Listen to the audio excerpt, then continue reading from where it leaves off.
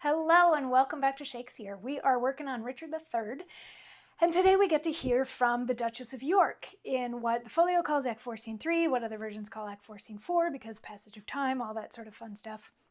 Anyway, the Duchess of York is the mother to Richard, who is now king. She was also, well, she is, depending on how you feel about people who've lost children, she is the mother of the King Edward who died, and also of George/Clarence who died. She's the grandmother of young princes Edward and Richard who were just killed by Richard, or the guy that Richard hired, or the guy that Richard hired. A couple degrees of separation there, but anyway, it was Richard that said kill them. So we have her talking to Queen Elizabeth, who is the widow of the King Edward who died, who is the mother of Princes Edward and Richard, who were killed by the guy that Richard hired. Got that? It's all totally clear. Makes perfect sense. So they were all, woe is us. We've lost all these people. Could anybody be more upset than us? And then Margaret came in. Margaret was the widow of Henry VI.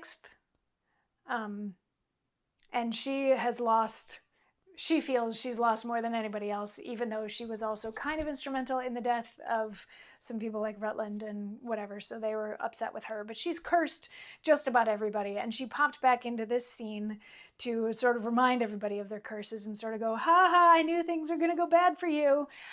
But she does end up with a little bit of sympathy for Queen Elizabeth, because she herself also knows what it's like to have been queen and to have lost that, and to have lost a husband, and to have lost children and all that sort of thing. So she knows kind of where Elizabeth is emotionally right now. But she curses everybody, and she blames the Duchess of York for all of this, and she was the mother of Richard. And Elizabeth is like, please teach me how to curse as well as you do. And Margaret's like, well, you have grief now, so that'll help you clean up your words. And then she's gone. She leaves, and she's going to go off to France and live out her days there. But the Duchess of York and Queen Elizabeth share just a little back and forth. It's nothing earth-shattering. And then King Richard and his train come in, and he's like, who is this that's in my way? And the Duchess of York is like, it's me that should have killed you before you were even born, that sort of thing. And this starts the conversation between mother and son. Son, who is now horrible king, who's killed lots of people, and mother, who is mourning the loss of all of those people and regretting not having raised Richard better, or something along those lines. So there's a lot of back and forth, and she starts like kind of yelling at him, and so he tells the like trumpet players to start playing really loud. He's like, if you're going to keep talking, I'm going to tell them to play louder so that I can't hear it. And she's like, listen to me. And he's like, well, you're not being very nice. And she's like, I will be kinder in what I have to say. He's like, I doubt that. And she's like, look, this is the last thing that I'm ever going to say to you, and I will say this if you will listen, and then I'll be gone. And he's like, all right, fine.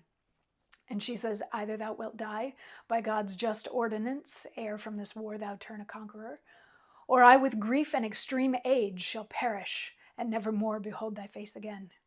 Therefore take with thee my most grievous curse, which in the day of battle tire thee more than all the complete armor that thou wearest. My prayers on the adverse party fight, and there the little souls of Edward's children whisper the spirits of thine enemies, and promise them success and victory. Bloody thou art, bloody will be thy end. Shame serves thy life, and doth thy death attend. And then she's done. She leaves. That's it. So the last words that she says to her son are, either you're going to die in this war, because remember, a bunch of people have gone to join forces with Richmond, who would have been next in line if the Lancasters were winning the War of the Roses, but they're not. These are the Yorkists who are there. So Richmond, a lot of people have gone over to his side and are starting to build an army so that they can come and try to unseat Richard, because nobody's really excited that Richard is king except for Richard. Even the people that were on his side, like Buckingham, are starting to lose confidence in him. Buckingham actually went and joined Richmond. So the last words that his mother says to him, she curses him and says, you're either going to die in this war, or I'm going to die before you can come back we're never going to see each other again. So here's this.